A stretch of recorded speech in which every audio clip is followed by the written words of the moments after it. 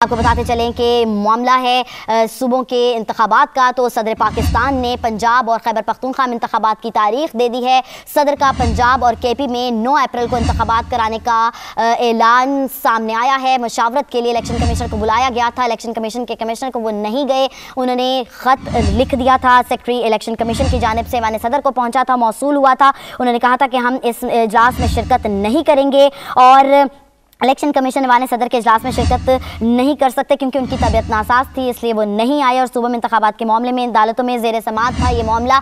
तो अब ये इजलास जारी था पंजाब और खैबर पख्तूनख्वा असम्बली के आम इंतखाबात की तारीख के हवाले से। अब इस इजलास के बाद ऐवान सदर में अहम इजलास जो चल रहा था, सदर ममलिकत डॉक्टर आरिफ अलवी की ज़ेर सदारत आज जो हो रहा था, उस इजलास में ये अहम फैसला सामने आ गया है। आपको बताते चलें कि सदर ममलिकत डॉक्टर आरिफ अलवी ने पंजाब और खैबर पख्तूनख्वा में इंतखाबात की तारीख दे दी है। सदर ममलिकत ने इलेक्शन एक्ट 2017 के सेक्शन 57(a) के तहत 9 अप्रैल बरोज इतवार पंजाब और खैबर पख्तूनख्वा की सूबाई असम्बलियों के लिए इंतखाबात का ऐलान कर दिया है। इलेक्शन कमीशन एक्ट के सेक्शन 57(2) के तहत इलेक्शन का प्रोग्राम जारी करेगा और ये प्रोग्राम सदर ममलिकत की जानिब से कहा गया है कि वो जारी किया जाएगा। आइन के तहत आइन के तहफ़्फ़ुज़ और दिफा का हल्फ लिया है। ये सदर ममलिकत ने कहा है कि उन्होंने आइन के तहत आइन के तहफ़्फ़ुज़ और दिफा का हल्फ लिया है, इसीलिए ये जो तारीख 9 अप्रैल बरोज़ इतवार पंजाब और खैबर पख्तूनख्वा की सूबाई असम्बलियों के लिए इंतखाबात का ऐलान किया गया है। चूँकि किसी भी अदालती फॉर्म की जानिब से कोई हुक्म इम्तना नहीं है, लिहाजा सेक्शन 57(a) के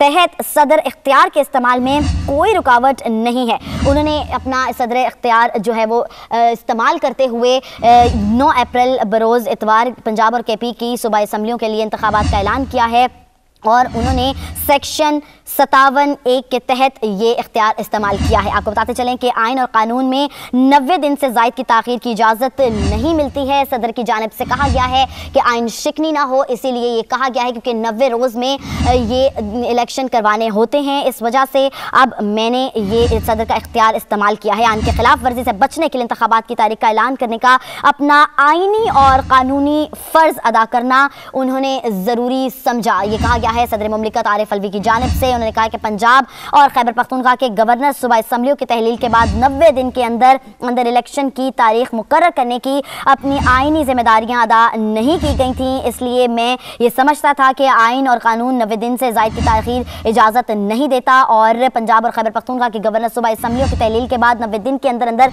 इलेक्शन की तारीख मुकर्रर करने की अपनी आइनी जिम्मेदारी मैंने पूरी की है।